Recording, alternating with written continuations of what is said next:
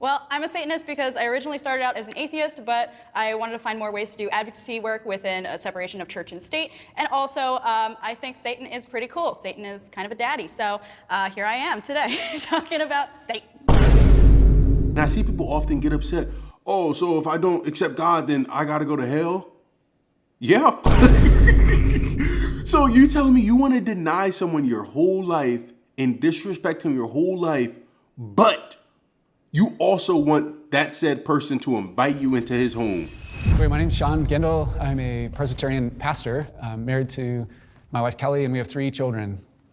I'm Amr Isa. I'm 19 years old. I'm Muslim. I was born and raised in a Muslim household. Muslim my whole life is a big part of who I am.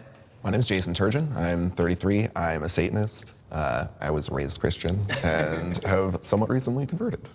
My name is Ragini. I was born and raised in India, and then I moved here for grad school, and currently I'm a director at Jubilee Media, and I'm Hindu. I'm Lois. I'm 23, and I'm a Satanist, and I was raised Jewish. My name is Richard Lale. I'm older than I like to tell people. I'm a Satanist. I was raised Christian, but I am a Satanist. I believe Satan is evil. So let's go back to Genesis, okay? God wanted to keep humans from eating the fruit of knowledge, correct? And Satan, or the serpent, wanted to give humans that knowledge. I believe that's a good action. That is a good action. That's a good action. That's justifiable. The first person to advocate for equal rights.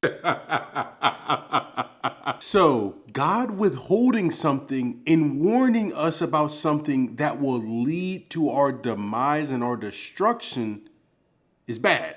And Satan tempting and deceiving us into doing something that will cause our demise and destruction that he knew very well of is good. Make that make sense to me. That's like this. Say there's a mother and a man, and the mother puts a protective fence around the stairs so her little baby wouldn't crawl down the stairs and gravely hurt themselves or worse. That would be somewhat like God's warning to Adam and Eve not to eat the fruit.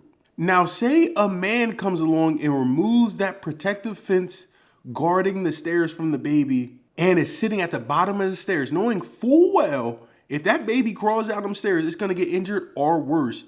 And it's just sitting at the bottom of the stairs. Come on now. Come on. There's a whole world out here that you're not seeing. You got to come on down there and see it. That's basically what the devil did. And you're telling me that that man would be in the good. That man is good for doing that. The devil is good for tempting Adam and Eve to do something that he knew would full well destroy them. That makes perfect sense. But because God loved us so much, he warned us and wanted to protect us. But also, due to his love, he didn't force it on us. He gave us the choice. And we all know what they chose. I just don't know how you try to flip that and revert God being the bad guy here. It's utterly insane to me. Yes. We only heard God's perspective, and from my perspective, I mean, just looking into the Bible, it's like we didn't hear Satan's perspective. Maybe he said, God is a tyrannical God, and I'm going to rebel from him, and I'm going to become a fallen angel to help mankind.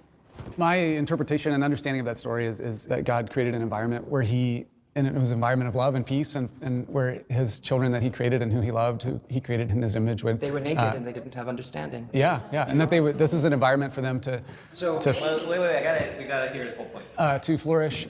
And so he puts them in this environment, and he desires for them to flourish and to live in unashamed relationship with him and his perfection and his glory. Naked and stupid. I see God making simple playthings because he's bored, if it's real then, and then saying, don't do this because I don't want you on my level. And if you do, I have to make sure you can't live forever so you really don't get on my level. Would you think that if you heard that one of your friends was having a baby and you'd say, oh, you're just making a plaything for your... That's different. That's different. There are some parents who use their kids as their playthings. Yeah. But that's how I see the same generative love that out of which God created us. I think for me, from as much knowledge as I have about Satan, I think Satan is a symbol of freedom and liberty, right? So that is not evil. hold up. Let's address this point first from this woman. Satan is a symbol of freedom and liberty. No, Satan is a symbol of deception and lies, and most importantly, sin. And I'm not going to deny her and say that the feeling can't be there, because 100%, when you're living in sin, it feels like freedom. It feels like liberty. But try to stop. It always feels like freedom and liberty living in sin until you try to stop. Then it's not so free and liberating, because it's hard to stop. Tell that to individuals who are stuck on drugs and struggle with that. You feel very liberated and free when you're on them, but when you're like, I want to put this down, I'm done doing this. Oh, that's a whole lot harder. It's not so free and liberating then. And as a man who personally struggles with lust, when I was living a very lustful life and content in it and just living in sin, it felt very free and liberating. But when I stopped, I noticed this don't feel that free and liberating no more. This is hard. Like, this is a struggle for me. And that's how all sin is. When you're living in it, it's amazing. You feel so free and liberated, but it leaves you empty. Because when you stop, or when you don't constantly have it, you feel empty and you feel like a prisoner to it when you tell it, no, I'm done with you. So I completely disagree. Satan is not a symbol of freedom and liberty. It's a deception that makes you feel like that, but it's really shackles. And the other guy is saying, God didn't want him on their level. They ate the fruit, buddy. They ate the fruit and they wasn't on God's level. What are we talking about? God simply didn't want them to eat the fruit because he wanted to protect us, because he loves us. He knew where they would end up if they did that, if they disobeyed him. And he didn't want to see that because he loves us. It's that simple, man. And they said the whole thing about, we're just playthings that he created. God is so loving, he wants to share it with us. It's that simple. And he has so many great things in store for us that he wants us to experience and live eternal life with him. But he also loves us enough to respect our decisions. So if you choose to deny him your whole life and choose, no, God, I don't want you in my life, I do not want to spend eternity with you, he will respect that decision. And eternity separated from God is not a pleasant place. And I see people often get upset. So if I don't accept God, then I got to go to hell? Yeah. So you telling me you want to deny someone your whole life and disrespect him your whole life, but you also want that said person to invite you into his home, to prepare a room for you, and do all these things for you. That's I'm sorry, that's not how it works, buddy. That's not how it works. And in all seriousness, I really do pray that they seek Jesus Christ and realize that he is the way, and realize how much love he has for them. Because I can tell you, eternity with him is going to be a lot better than eternity without him.